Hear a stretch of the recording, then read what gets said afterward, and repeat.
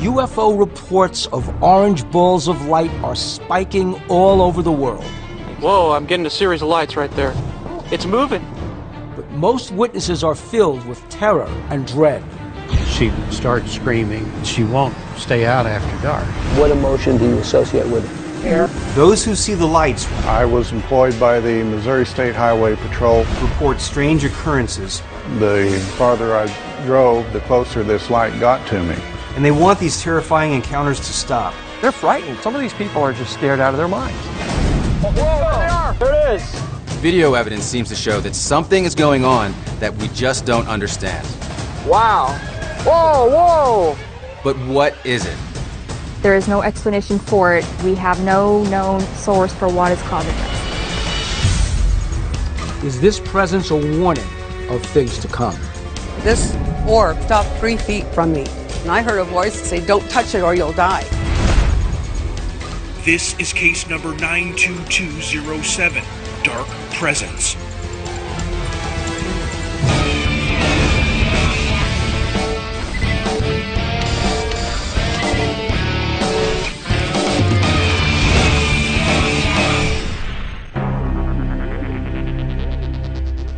We investigated balls of light, orbs, last year in Indiana. Guess what? They're back. And this time, we're going to investigate a whole other aspect of the kind of a dark presence. People are reporting a frightening UFO contact that involves nightmares, headaches, terrifying premonitions, and sometimes actual confrontations with the orbs. These spherical UFOs are really nothing new. If you go back into Project Blue Book, there was all kinds of reports of spherical UFOs. This has been going on for a long time, and it's a huge part of ufology to understand what these balls of light are. The spike in orb sightings is a worldwide phenomenon, from Puerto Rico to Australia. But we're seeing a pattern of reports in Missouri, Indiana, and Arizona for some reason. So we need to investigate this phenomenon, find out what's going on. These orbs aren't necessarily UFOs. There's so many conventional explanations that don't associate with any kind of communication whatsoever. There's conventional and there's unconventional. So I think that's what we need to explore. And we're going to try to get to the bottom of what this presence means.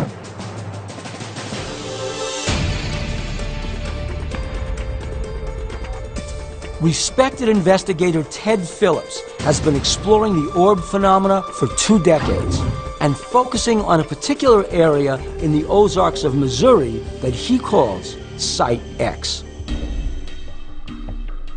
People are reporting nightmares, animal mutilations, hauntings, and a deep fear of these uninvited guests. People are so frightened by these orbs, they don't want to come forward. Hi, Ted. How are you? Hi, guys. Good to see you. Good to see you. But investigator Ted Phillips has gained the trust of this community, and he's sharing with us some horrible accounts that witnesses have told him. We've had a great deal of new activity in the light ball area. I wanted to bring along some photos and some video to give you a better idea of what we're talking about.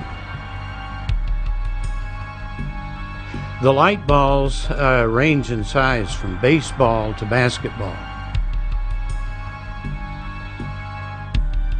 They'll fly around, maneuver, sometimes go into a sort of yo-yo pattern, up and down, and then to the right and the left. And do this for a long, long time. There it is! Wow! Whoa, whoa! I gotta call Ted, man. The longest duration sighting was over an hour and 30 minutes. So you're eliminating things like gas or earth lights because of the duration. Now recently, more of the objects have been seen on the ground. So there is a little bit of the fear factor. What are the effects on humans? Dry throat, some nausea, severe headaches, colors in their vision. We've never heard stories like this before from anyone about the interactions of orbs with human beings So we're looking at a close encounter of the fifth kind here. Wow, that was an awesome. There it is. Ronnie, turn your camera on. Have there been any fatalities or injuries in relation to these sightings? We had one case, one of the very best, and a little girl's jumping on the trampoline. She sees this close a light bulb. And she slips and twists her ankle just a bit. She starts screaming. Her mother tells me, said she won't stay out after dark. Has not since it's happened. So the daughter is scared of these things? Oh, yes, she is. The story that Ted is telling us is rather hard to fathom. How could this be happening, and yet the media hasn't reported any of this? I'd love to interview this woman that had this confrontation, but Ted says she's just too scared to talk. Are there any deaths that you can ascribe specifically to these objects? We had a case in which the ranch owner and his son were sitting there one afternoon and they saw a small light bulb. Well, he had his 3 labs lying on the ground nearby him, and the light bulb makes a low pass over the 3 dogs, gets their attention, and it starts moving away towards a small clump of trees. And the dogs follow. And suddenly he hears terrible cries from the dogs. And he runs down there, the light ball is gone, and he finds the 3 dogs as 3 sort of gooey puddles on the ground. The dogs were liquefied? Mm-hmm. This is a community with a problem. Where do you go when you're being plagued by strange balls of light that are actually making your children cry and also causing harm to plant life and livestock? I think there's an indication in the fact that the thing lured the dogs. That puts it into an entirely different realm.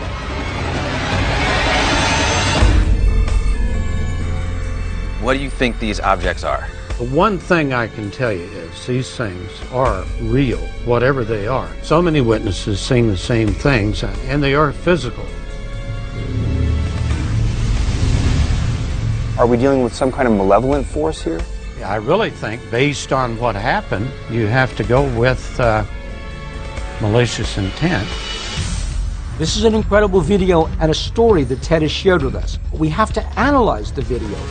But interesting to note that just 30 miles away, we have a first-hand account of orbs making nightly visits, and they're also linked to a dark presence. I was employed by the Missouri State Highway Patrol. One night I noticed this light off to my left. The farther I drove, the closer this light got to me. Doug Schultz is a 31-year veteran of the Missouri Highway Patrol. While on duty, he witnessed a single orb every night for a year. So many residents in the area saw this light that it became known as the North View Light. In December of 1992, I was in Marshville going across the exit 100 overpass. I noticed the Northview light off to my left. It was brighter, larger, and closer than I'd ever seen it before. I went west on Highway 38, and the farther I went, the closer this light appeared to get to my patrol car. It was really close, really large, so I decided I was going to stop my car and turn the engine off and see if I could hear this thing. I stood with the door open, got my binoculars out, and I got a good look at this thing. It was probably about no more than a quarter of a mile from me, and it was about 80 to 100 feet above the ground, hovering immediately over the county road.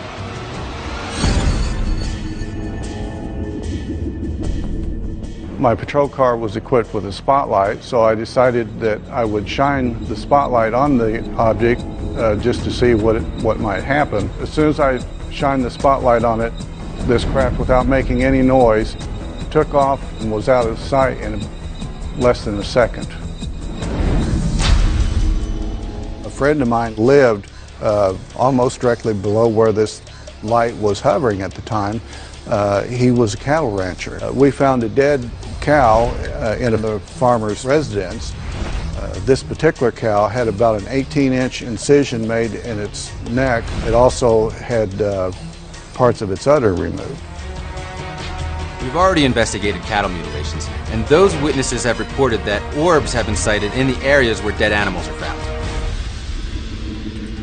All I can say is the light appeared almost nightly during this time period, and at the same time period we were having cattle mutilations. What is your take on what happened during that time? I wish I knew. Could the orb that Doug Schultz has observed for over a year be part of the orb colony that's terrorizing Site X? We need to analyze the video from Site X to see if there are clues to what it is.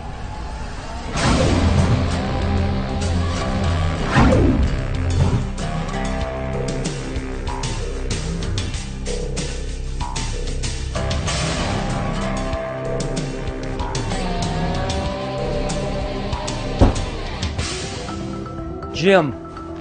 Bill, hi. Hi, thank you for seeing us today.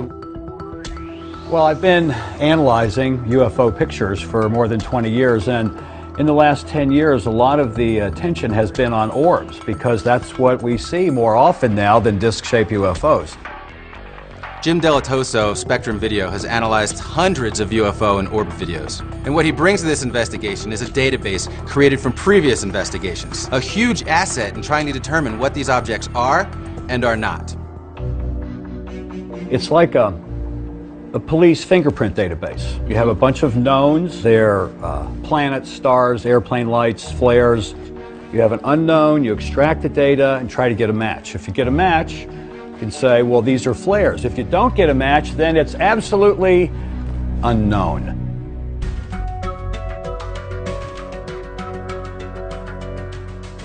Ted Phillips' video, the interesting thing to me was that it's two lights. They stay on, one's large and one's small, and then it becomes three lights.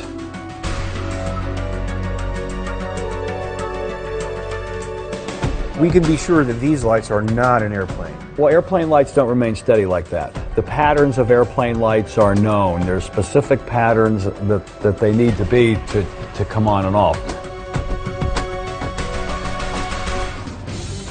He says absolutely these are not airplanes, these are not helicopters. In his professional opinion, we're looking at something completely different. These lights, they're unique.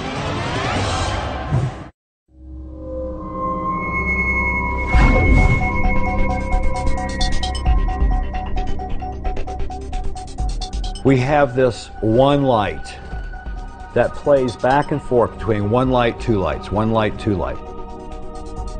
And that lasts for some number of minutes. Jim Delatoso is analyzing Ted Phillips' footage, and he says the video isn't matching any known objects like conventional aircraft or flares in his database. But he is intrigued by what we're showing him, which means that maybe we're onto something. Can we say that this is definitely not some kind of military operation going on there? I can't say whether it is or isn't a military operation, but I can say this is not flares, because the lights don't modulate, they don't flicker, they don't change. If we built a graph, comes on, stays on, goes off.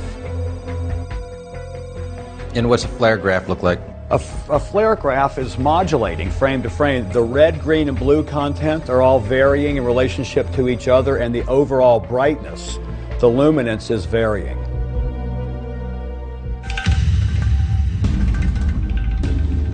So guys, you know, we've been hearing a lot about orbs. You've got the story of the little girl. Even though she experiences no bodily harm to this day as an adult, she will not go out at night alone on that property. What would you do if you lived in a community where these balls of light come out and somehow threaten you, actually make you feel threatened, unsafe? Would you be able to tell people about it without them thinking you were nuts? Right? I mean, who would believe you? These stories are amazing because these are the signs of intelligence behind these balls, but we have to remember these are still just stories that we're hearing. Without actually getting to the site, I just don't have enough yet. Site X isn't the only place where UFOs have a malevolent effect on those who see them. There's another hot spot, where witnesses are reporting seeing orbs in conjunction with a dark presence. And it's a place we've investigated before, Kokomo, Indiana. There was an orange light. What I observed that night were not any flares I've ever seen. You know, I think we have to use this information, and let's bring that with us to Indiana. All right, back to Kokomo.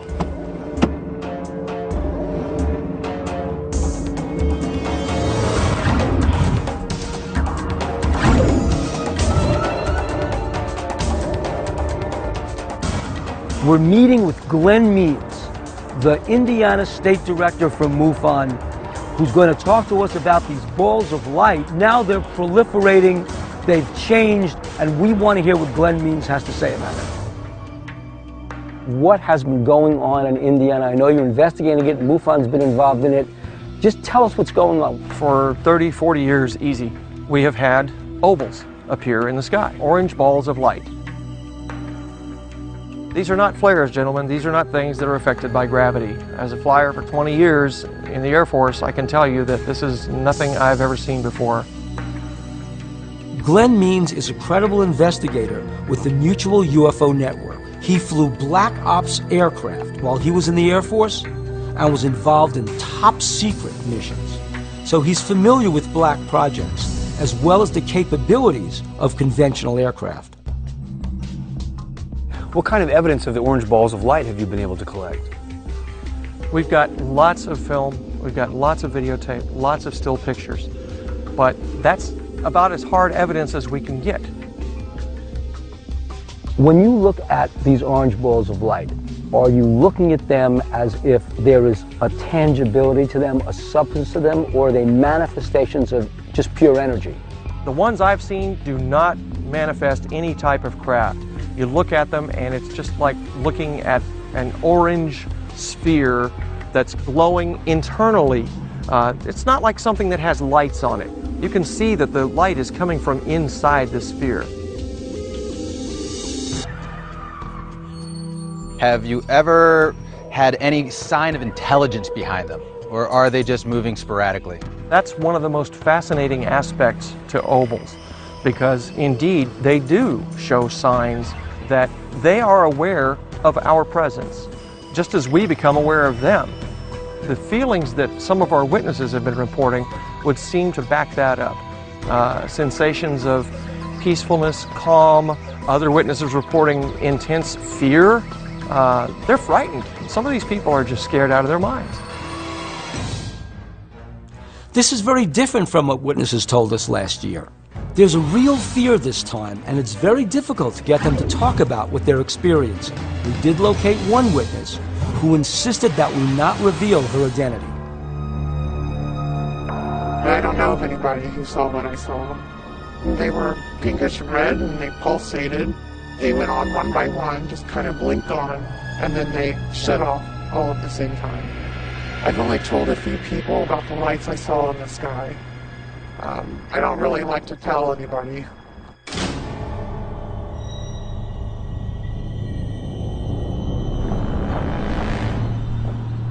We're here in Kokomo, Indiana, where we're about to meet with an eyewitness. Because she works in law enforcement, she can't really disclose her identity and wishes to remain anonymous. Well, I was on shift that night. I was leaving our residence, and approximately 9 o'clock, I saw a strobing light in the corner of my eye in the northeast sky.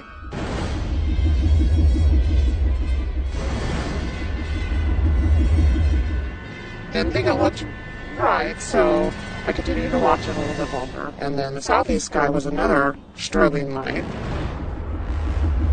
coming towards the first one. Looked like they were going to collide, and then a bunch of pink red lights came out, a whole row of them. Do you remember about how many lights were in this row? I would say probably 7 or 8. It was like a half crescent. Perfect. It's not like they were falling, you know, unsteadily, and they were all in unison. And did you get the impression that these were separate lights, independent of each other, or attached to a solid object? Oh, they were independent. I didn't see any object. And then they stayed in the sky for half a second, and they all blinked out. And they all blinked out.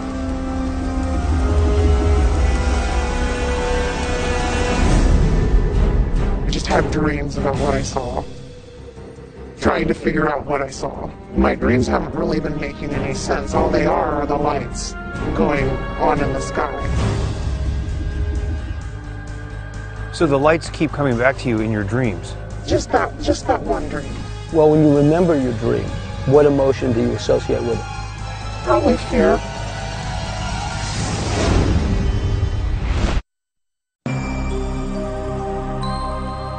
We're in Kokomo, Indiana, investigating a UFO dark presence. Witnesses to these orbs live in fear and report a terrifying psychic intimidation, along with strange premonitions they can't control. Most are too afraid to speak out, but we've managed to find a few witnesses who are willing to talk. They come on as a light and will just stay there in the sky, then they'll go off. I don't know what they are.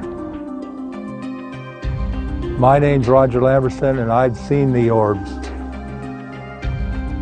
We're meeting with Roger Lamberson, who saw orbs on the same night as our previous witness. So we know that something has been going on over Kokomo.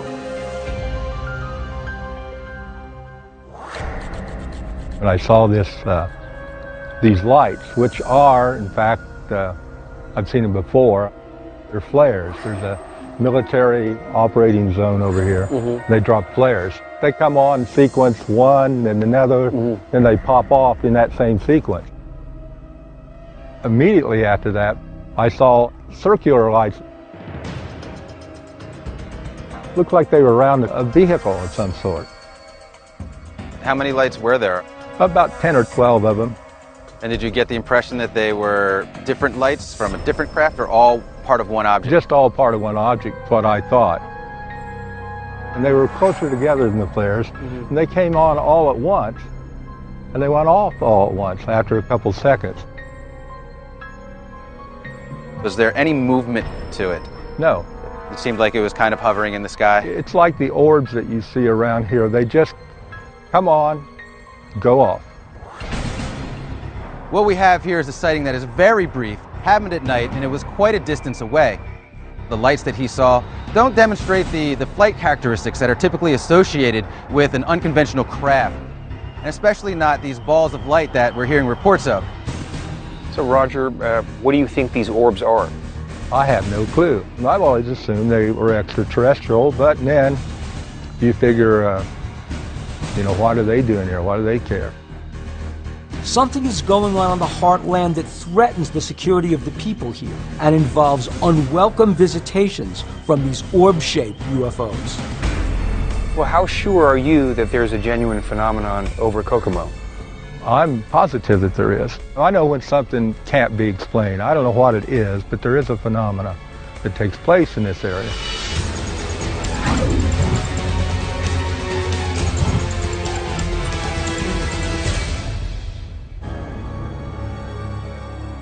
This is uncharted territory that we're in. Glenn Means has invited the MRIPA Paranormal Investigation Team to be part of the Skywatch this evening. We're just going to stand back and observe what they do. And this is an unprecedented union of traditional UFO investigators and paranormal researchers trying to solve the case.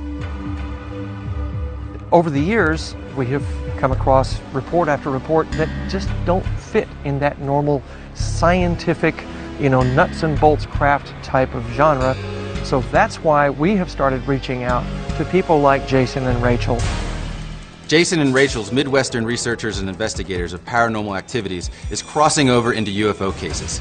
The team has several night vision and heat-seeking cameras that they use in their investigations of ghost and other paranormal activity. And we'll see if we can get anything on tape tonight.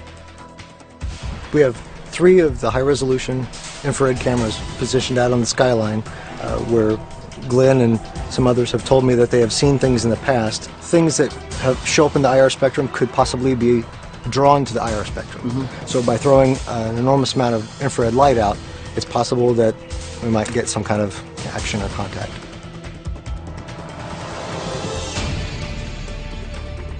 Our goal is to stay here all night and see if orbs make an appearance. M-RIPA's cameras are especially sensitive, so ideally they'll pick up anything that comes into view.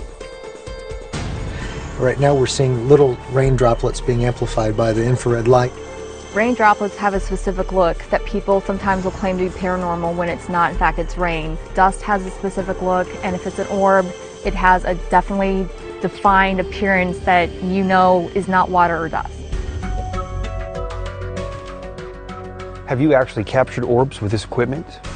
Yes, we have. We've caught orbs in regards to the spirit realm.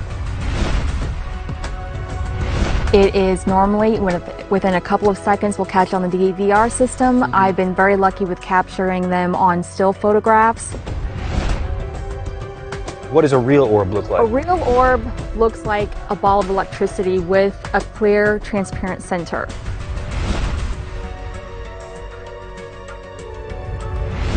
There is no explanation for it. It's a light anomaly. We have no known source for what is causing this.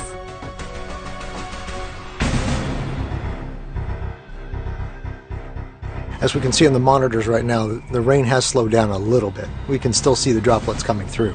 We're going to let the equipment run for the remainder of the evening to see if there's a possibility that we will capture something. This is a prime opportunity with 3 cameras out there. If they're going to come out and play and they want to show themselves, they should be doing it now.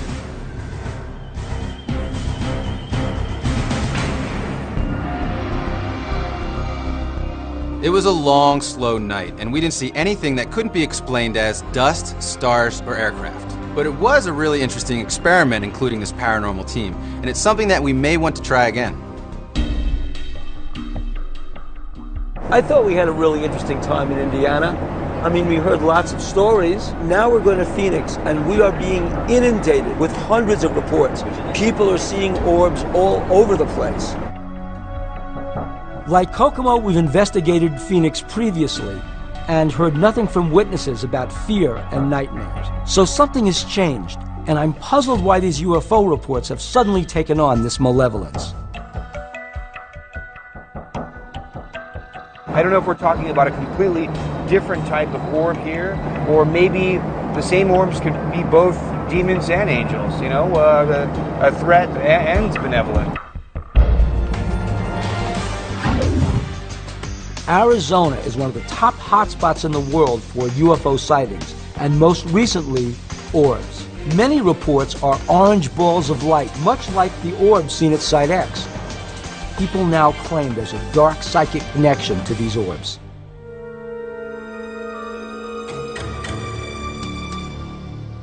I have on one occasion felt extreme fear around an orb, and it's a feeling I never want to experience again.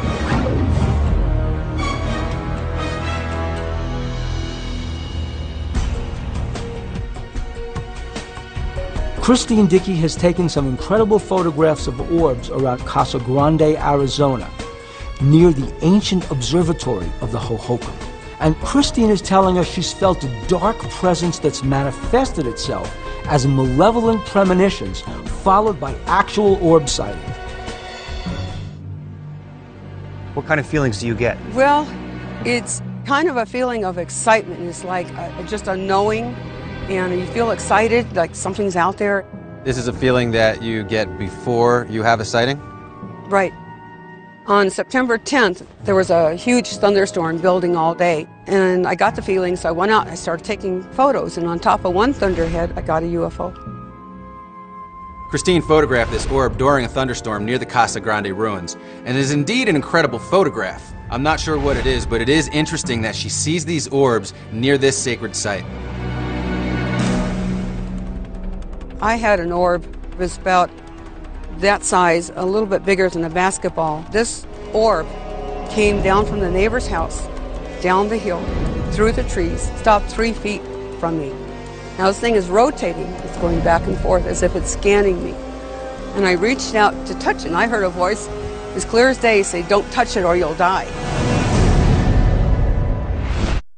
Arizona, talking to witnesses who have seen orbs and felt a dark presence. In one case, an orb flew right up to a witness and confronted her. And I reached out to touch it, and I heard a voice As clear as day, say, don't touch it or you'll die. I jerked my hand back. The next thing I know, it's about 11:30 at night, and I'm laying over the back of the bed, and I rose up screaming bloody murder. I had no idea what just happened. And so I dismissed it as I must have laid down and fell asleep. And I had a really weird dream. Her story is similar to this testimony that Ted Phillips reported. Witnesses are being intimidated, threatened, and sometimes even attacked. Not all of the reports are like this, but it's a very disturbing trend that we're hearing. So I kept it to myself, and then my neighbor came down and she said she was upset with her husband, and she said he never believes anything I say, especially when I told him about the green ball of light. And I said, excuse me? And she said, yeah, just the same night she was driving home from work, saw this green light come out of the clouds, down over our neighborhood, and disappear into the trees.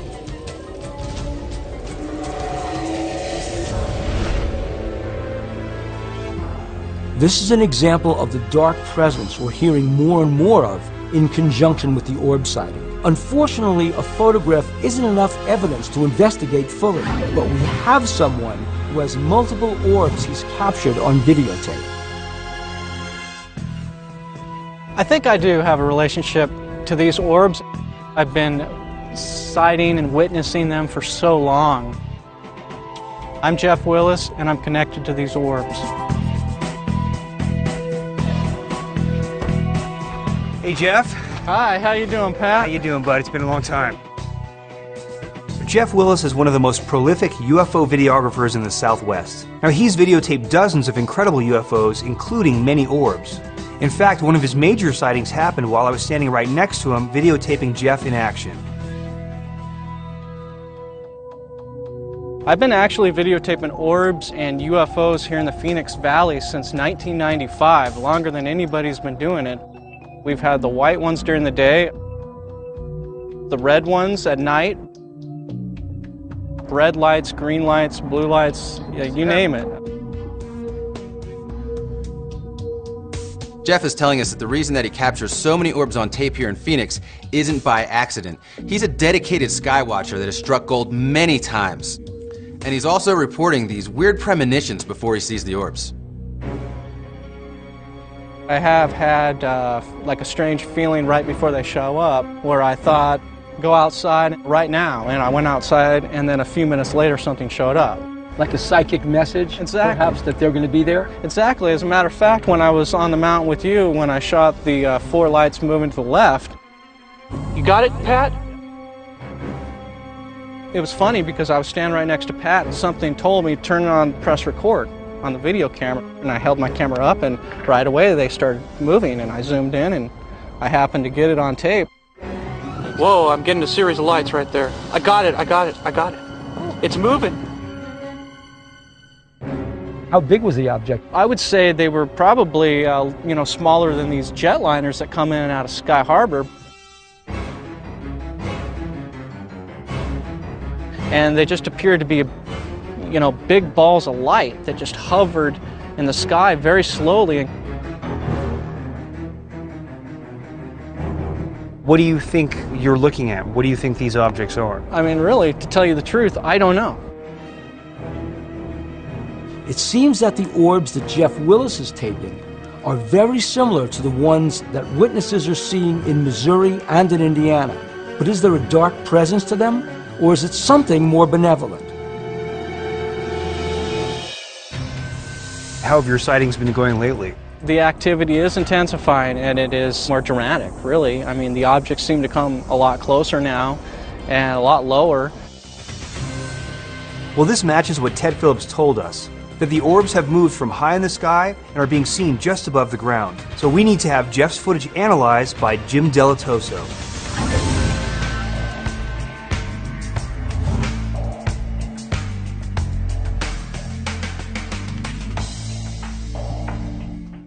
So of the Jeff Willis videos that we're looking at, this one right here is most interesting to me because of the lights and the apparent structure. We have a program that we use that measures the relationship of the lights one to the other.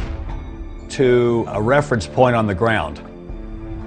This has structure to it. It had edges. They're like other structured V-shaped objects that we have in the daytime and in the nighttime. Jim is telling us that Jeff Willis's orbs are in fact a V-shaped triangle craft of some kind. That matches Roger Lamberson's Indiana string of orbs. So there does appear to be some pattern developing regarding these orb sightings. The reflection versus light emitting filter test that we ran said that this is not reflecting the sun, this is light emitting. That's a key thing to know about this particular object, that this is light emitting, not light reflecting. Even a bright or a dim light is going to have a flare around it. Jim reminded us that any kind of light source will have a blooming effect when it's videotaped. But these orbs don't seem to have that blooming, and that's curious. It means that the objects are generating their own light, and it doesn't seem to be like light sources we would see on a tape if it were a conventional aircraft. This object has the same pattern of lights coming on and going off as other videos that we've seen. And if we graphed it out and compared it to other orb sightings, the graphs will be similar if not identical. So Jeff Willis's orb video is very similar to the footage that Ted Phillips provided to us. They both appear to be generating their own lights. That sounds like a craft with intelligence behind it. And Jim shared a very interesting trend that he's seeing with the orbs over Arizona. This is a map that I know will be of interest to you, and it's of different sites in Arizona that are sacred sites. Some of them have petroglyphs on them, and clustered in and around them are places where people have either reported lots of orbs or have videotaped them. I would suggest going to some of these sites and taking someone with you that can interpret petroglyphs and see if the petroglyphs have orbs in them, and match them up to some of the videos that have been shot recently or even sometime past of these orbs.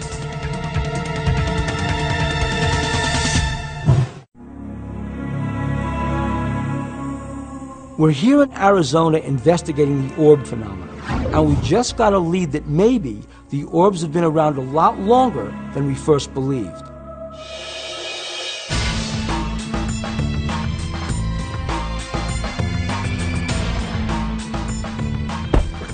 Look who's here, guys. Look who's meeting us. Giorgio. You got it. Giorgio Tsoukalos is the publisher of Legendary Times magazine. He's one of the foremost experts on sacred sites, archaeoastronomy, and the ancient astronaut theory. And he's come to Phoenix to assist in our investigation.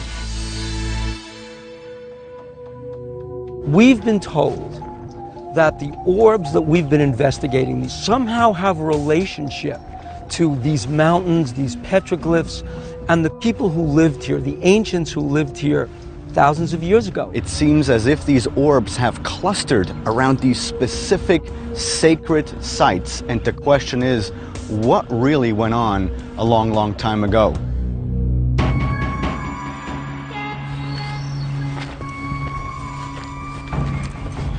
Those petroglyphs not only exist here in the United States, but also in South America, in Europe, Africa, all over the place, and I've always been very intrigued at the uncanny similarity between all these different petroglyph sites. So Giorgio, what do you think came first, the orbs and the UFO activity, or the ancient sites? Definitely the orb activity, because that is what Native American legends tell us, that their whole civilization, if not the entire planet, was seeded by the gods, or as they call them, the Kachinas, the teachers from the sky, the all-knowing ones. The Kachinas are said to have taught the Native Americans everything. Though it's interesting to hear that they saw things that they couldn't explain in the sky. But it is possible that meteors and the movement of the heavens played tricks on them, and they simply misinterpreted what they saw. And here we are. I mean, check out all these paintings, these petroglyphs right here on the wall. The spiral is an often seen motif in many of these rock walls. And some have suggested that it is basically a representation of our spiral galaxy. We're told, oh, it's all coincidence, and I choose to disagree, because someone, the Kachinas, told the Native Americans about the cosmology of our own solar system. What we have right here is two human beings, and they're both pointing to the sky, and up here we have two orbs that are floating above them, and as is often reported, whenever these orbs showed up, the Kachinas, the teachers from the sky, also appeared, and they taught mankind in mathematics, in agriculture, in engineering, all these different things. Giorgio says that the ancient Native Americans saw orbs, or UFOs, and that they were craft visiting from another solar system. It's possible that their descendants are the same orbs that are being seen today. What Indian tribe is native to this area? The Hohokam tribe, and the Hohokam means the vanished ones, because just like the Anasazi, they mysteriously disappeared. And all we're left over with is walls like this one here. The challenge is to actually decipher what the ancients are trying to tell us. And we know that the Hohokam tribe, who carved these ancient petroglyphs and built this ancient observatory at Casa Grande, apparently disappeared from the face of the earth. Is it possible that the message in these depictions might point to their disappearance? Well, what's the relationship between these petroglyphs and the orbs that we've been talking about? Do I think that the orange orbs were anything spiritual in nature? No, I think it was flesh and blood extraterrestrials, and our ancestors misinterpreted those visits as divine in nature, even though it was not.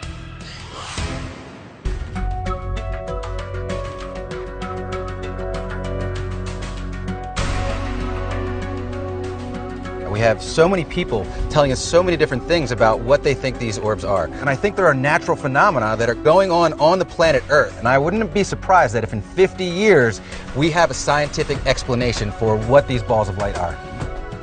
I think the reason that the quantity of orb sightings and videos are increasing is because people often have a video camera in their possession. People are seeing orbs. Maybe they protect this planet, and when we get out of line, they come and have a word with us and make sure that we stay on the right track. It seems that a level of psychic communication is happening here that involves dreams and premonitions that are so disturbing to us humans because we've lost the ability to rely on our senses. And maybe we need to listen to what these orbs are saying. If the Hohokam encounter the orbs, it doesn't bode well for our future. So, I mean, you have this relationship, not new, going on right today in the Ozarks with Ted Phillips sites. And the story of the little girl who was confronted by the orb right in her face, something is going on here. One thing is pretty clear. Orbs have been our past, and orbs will be our future. And if we keep looking up, maybe we'll see something. I think the dark presence is an omen that a quickening has begun. We've ignored these contact events for hundreds of years, and maybe now that the evidence is mounting, we finally see an acknowledgement that we are not alone. And we better pay attention to events that have long been documented or face a similar fate that the ancients met.